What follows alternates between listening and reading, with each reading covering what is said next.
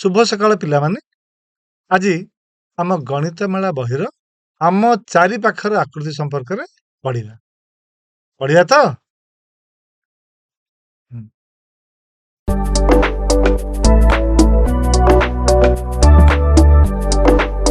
पिलामाने आमे तो आम चारि पाखर आकृति संपर्क रे जानिले पूर्व श्रेणी रे आमे ए संपर्क रे अनेक धारणा पाइछे बर्तमान मु तुमମାନଙ୍କୁ ପଚାରୁଛି ଯେ ତୁମ ଆଖ ପାଖରେ ଦେଖୁଥିବା କିଛି ବୃତ୍ତାକାର ବସ୍ତୁର ନାମ କହିବ ଚିନ୍ତା କରିବ କହିବ ହେଲା ଆଚ୍ଛା ସିଦ୍ଧି କହିଲ ବୃତ୍ତାକାର ବସ୍ତୁ ହଁ ବୃତ୍ତାକାର ହଁ ହଁ ହଁ କଣ କହିଲ ଚୁଡ଼ି ହଁ ଚୁଡ଼ି ତ ବୃତ୍ତାକାର ଆଚ୍ଛା ବହୁତ ବଢିଆ ସଲିମ ତୁମେ କହିଲ ହଁ ଚକ ହଁ ଚକ ମଧ୍ୟ ଆମର ବୃତ୍ତାକାର ବସ୍ତୁ ବଢିଆ କଥା ବହୁତ ବଢିଆ ରବିନ ତୁମେ କହିଲ ଘଣ୍ଟା ହଁ ଘଣ୍ଟା ମଧ୍ୟ ବୃତ୍ତାକାର ଆଚ୍ଛା ଆଚ୍ଛା ବହୁତ ବଢିଆ ସୁରେଶ ଚକୁଳି ପିଠା ଓ ଚକୁଳି ପିଠା ଗୋଲ ଗୋଲ ଆଜି ତାହେଲେ ଚକୁଳି ପିଠା ଖାଇଛ ଜଣା ପଡିଗଲା ହଉ ଠିକ ଅଛି ବହୁତ ବଢିଆ ମୋଜେସ୍ ତୁମେ କହିଲ ଜହ୍ନ ମାମୁଁ ଗୋଲ ବଢିଆ ଜହ୍ନ ମାମୁଁ ତ ଆମର ବୃତ୍ତାକାର ଆଲିସା ତୁମେ କହିଲ ଟିକିଲି ହଁ ଟିକିଲି ମଧ୍ୟ ବୃତ୍ତାକାର ବହୁତ ବଢିଆ ତାହେଲେ ଆମେ ବୃତ୍ତାକାର ବସ୍ତୁର ଆମେ ଧାରଣା ପାଇଲେ ଯୋଉଟା କି ଆମର ଚାରି ପାଖରେ ଅଛି ବହୁତ ବହୁତ ଧନ୍ୟବାଦ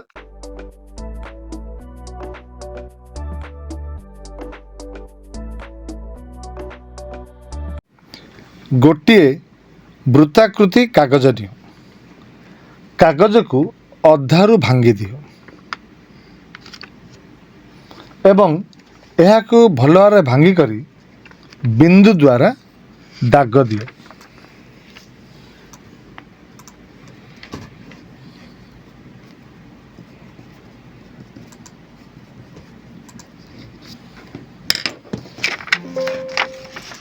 ଭାଙ୍ଗକୁ ଖୋଲି ପୁଣି ଏହାକୁ ଅନ୍ୟ ଦିଗରେ ଭାଙ୍ଗି ଦିଅ ଭଲ ଭାବରେ ଭାଙ୍ଗିଲା ପରେ ପୁଣି ଏହାକୁ ଦାଗ ଦିଅ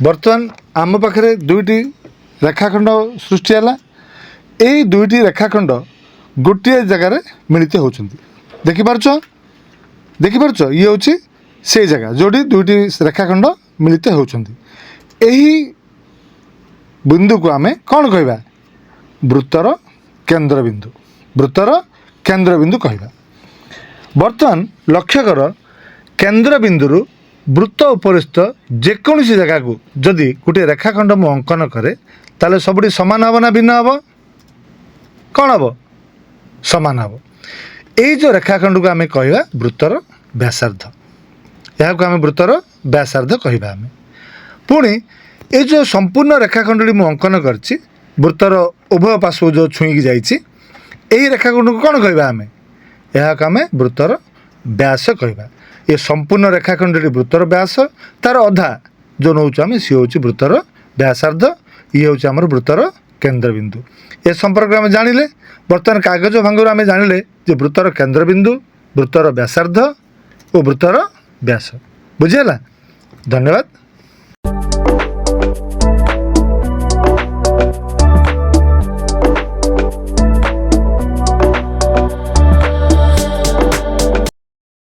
ଆମେ ବର୍ତ୍ତମାନ ଯୋଉ କାର୍ଯ୍ୟଟି କଲେ କାଗଜ ଭାଙ୍ଗିଲେ କାଗଜ ଭାଙ୍ଗି କାଗଜରୁ ଆମେ ବିଭିନ୍ନ ତଥ୍ୟ ପାଇଲେ ଭାଙ୍ଗରୁ ବର୍ତ୍ତମାନ ଚିତ୍ରଟିକୁ ଲକ୍ଷ୍ୟ କର ରିଙ୍କି କହିଲୁ ମା ଚିତ୍ରରେ କ'ଣ ଲକ୍ଷ୍ୟ କରୁଛୁ ଏ ଯୋଉ ଚିତ୍ରଟି ମୁଁ ଦେଇଛି ଏଥିରେ କ'ଣ ଲକ୍ଷ୍ୟ କରୁଛୁ ହଁ ଇଏ ହେଉଛି ବୃତ୍ତର କେନ୍ଦ୍ରବିନ୍ଦୁ ହେଲା ଇଏ ହେଉଛି ବୃତ୍ତର କେନ୍ଦ୍ରବିନ୍ଦୁ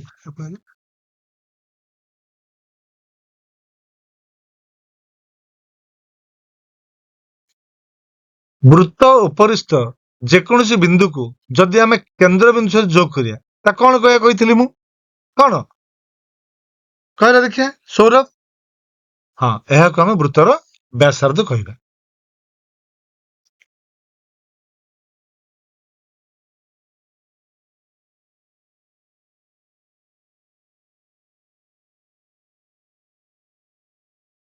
ପୁଣି କହିଥିଲି କେନ୍ଦ୍ର ବିନ୍ଦୁ ଦେଇ ଯେଉଁ ରେଖାଖଣ୍ଡଟି ଯାଇଛି ଏବଂ ବୃତ୍ତକୁ ଉଭୟ ପାର୍ଶ୍ୱରେ ଛୁଇଁଛି, ଆମେ ଯୋଉ କାଗଜ ଭାଙ୍ଗରୁ ଦେଖିଲି, ସେ ସରଳରେଖାଟିକୁ କଣ କହିବା ଆମେ? କଣ କହିବା କହିଥିଲି ମୁଁ? ରେଶ୍ମା, କହିଲ ଦେଖିଆ। ହଁ, ଏହାକୁ ବୃତ୍ତର ବ୍ୟାସ କୁହାଯାଏ। ବୃତ୍ତର ବ୍ୟାସ କୁହାଯାଏ।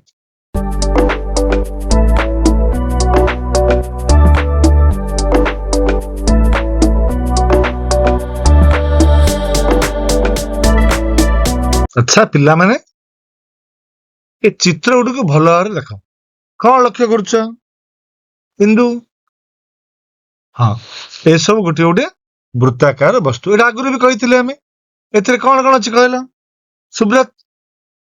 ହଁ, କେନ୍ଦ୍ରବିନ୍ଦୁ ରହିଛି, ବ୍ୟାସାର୍ଦ୍ଧ ରହିଛି ଓ ବ୍ୟାସ ମଧ୍ୟ ରହିଛି। ହେଲା, ଭେରି ଗୁଡ। ତାହେଲେ ଆସ ବର୍ତ୍ତମାନ ଆମେ ବୃତ୍ତର ବ୍ୟାସାର୍ଦ୍ଧକୁ ମାପିବା। କେମିତି ମାପିବା? ଏଠି କେତୋଟି ଚିତ୍ର ଲକ୍ଷ୍ୟ କରୁଛ? କେତୋଟି? ରିଙ୍କି? 2ଟି।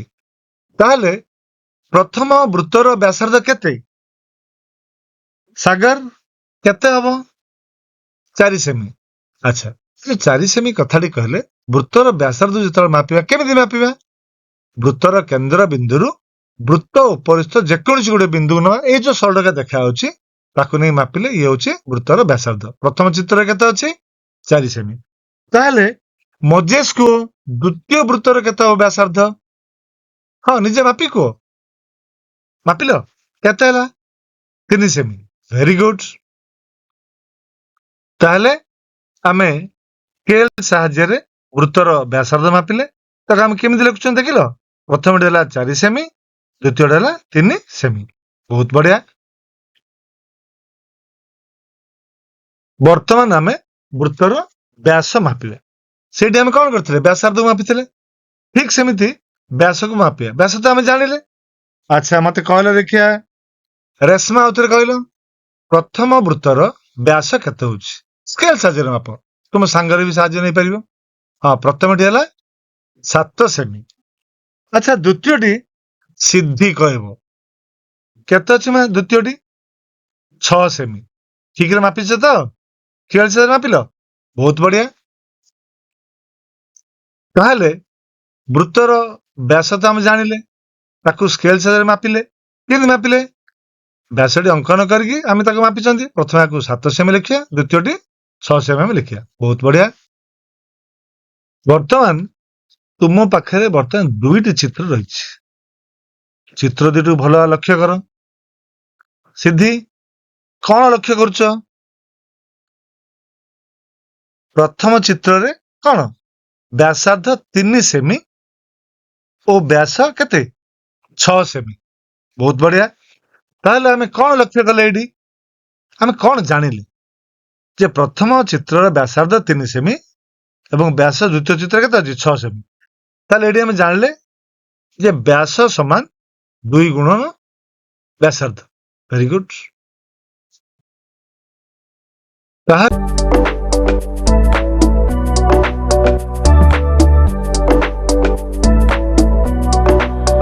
ତାହେଲେ ଆଜି ଆମେ କଣ ଶିଖିଲେ? ବୃତ୍ତ ସମ୍ପର୍କରେ ଜାଣିଲେ, ବୃତ୍ତର ବ୍ୟାସ, ବ୍ୟାସାର୍ଦ୍ଧ, ଆକୁ ଆମେ କେମିତି ଲେଖିବା? ଯେଉଁ ରେଖାଖଣ୍ଡ ବୃତ୍ତର କେନ୍ଦ୍ର ବିନ୍ଦୁ ଦେଇ ବୃତ୍ତର 2 ପାର୍ଶ୍ୱର ବୃତ୍ତ ଉପରିସ୍ଥ ବିନ୍ଦୁକୁ ସ୍ପର୍ଶ କରେ ତାହାକୁ ବ୍ୟାସ କୁହାଯାଏ। ବୁଝିହେଲା? ଠିକ ସେହିପରି ବୃତ୍ତର କେନ୍ଦ୍ରରୁ ବୃତ୍ତ ଉପରିସ୍ଥ ଯେକୌଣସି ବିନ୍ଦୁକୁ ଯୋଗ କରୁଥିବା ରେଖାଖଣ୍ଡକୁ ବୃତ୍ତର ବ୍ୟାସାର୍ଦ୍ଧ କୁହାଯାଏ। ବୁଝିହେଲା? ବହୁତ ବଢିଆ।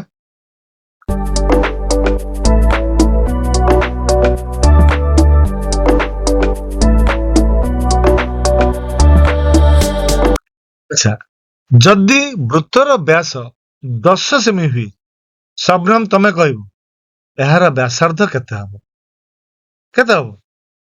5 ସେମି। ନା କେମିତି ଜାଣିଲେ ଆମେ? କେମିତି? ବ୍ୟାସ ସମାନ 2 ଗୁଣନ ବ୍ୟାସାର୍ଧ। ବହୁତ ବଢିଆ।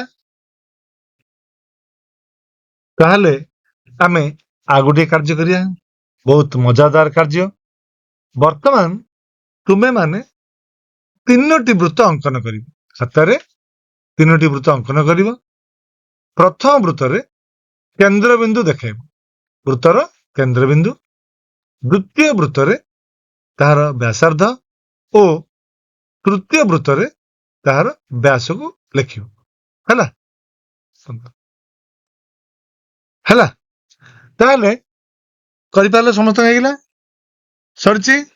ଆଚ୍ଛା, ଯୋଉ ବ୍ୟାସକୁ ଆମେ କହିଲେ ବ୍ୟାସାର୍ଧ କରୁଛନ୍ତି, ବର୍ତ୍ତମାନ ଆମେ କଣ କରିବା, ବ୍ୟାସାର୍ଧକୁ ସୂତାରେ ମାପିଲ କେତେ ହଉଛି, ମାପିଲ, ଆସିଲା, ଭେରି ଗୁଡ। ବର୍ତ୍ତମାନ ବୃତ୍ତର ଯୋଉ ବ୍ୟାସ ହେଇଛି ତାକୁ ସ୍କେଲ ସାହାଯ୍ୟରେ ମାପ, ହେଇଛି, ସମସ୍ତଙ୍କର ହେଲା, ଭେରି ଗୁଡ। ତମେ ସବୁ କରିଛ ତ, ବଢିଆ ହେଲା। ଖାତା ଦେଖିବି ମୁଁ, ଭେରି ଗୁଡ।